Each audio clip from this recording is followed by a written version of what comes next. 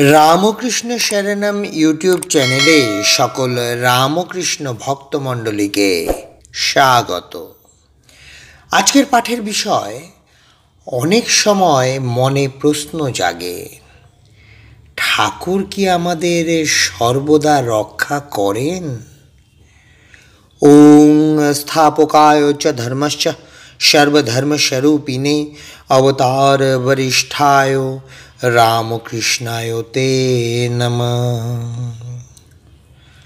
কাশীপুরে একটি অদ্ভুত দৃশ্য, যা দেখে শ্রী শ্রী মা নিজের চোখকে বিশ্বাস করতে পারছিলেন না।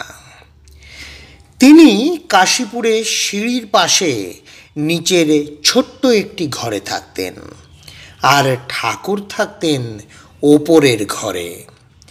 তা সত্ত্বেও ঠাকুরের রুগ্ন অবস্থার প্রতি তার সজাগ দৃষ্টি থাকত।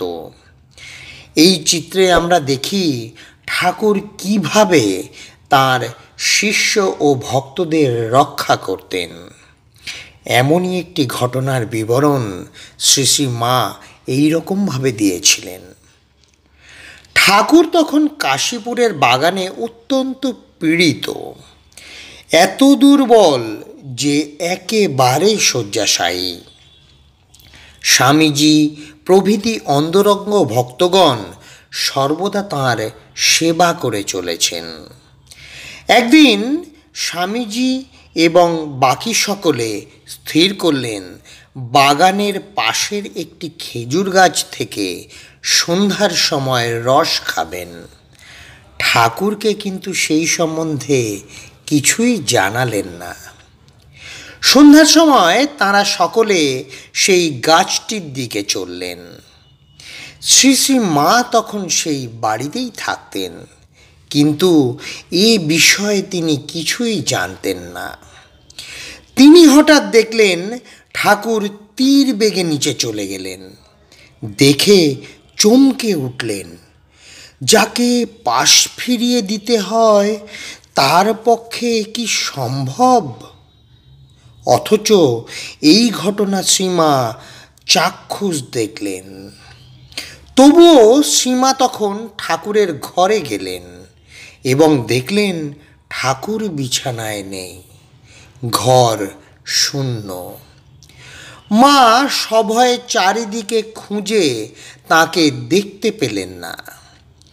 এরপর শ্রীমা নিজের জায়গায় ফিরে গিয়ে উৎকণ্ঠ চিন্তায় অভিভূত হলেন, এ কি ঘটনা হলো। কিছুক্ষণ পরে দেখলেন ঠাকুর আগের মতোই তীর বেগে ঘরে ফিরে এলেন। শ্রী শ্রী মা কিছুক্ষণ পরে তার কাছে গিয়ে ওই সম্বন্ধে তাকে জিজ্ঞাসা করায় ঠাকুর বললেন, তুমি দেখেছ নাকি? তারপর বললেন, ছেলেরা সব এখানে এসেছে, সকলেই ছেলে মানুষ।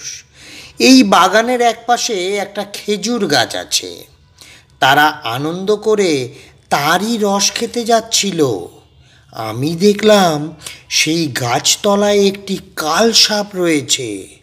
সে এত রাগী যে সকলকেই কামড়াতো।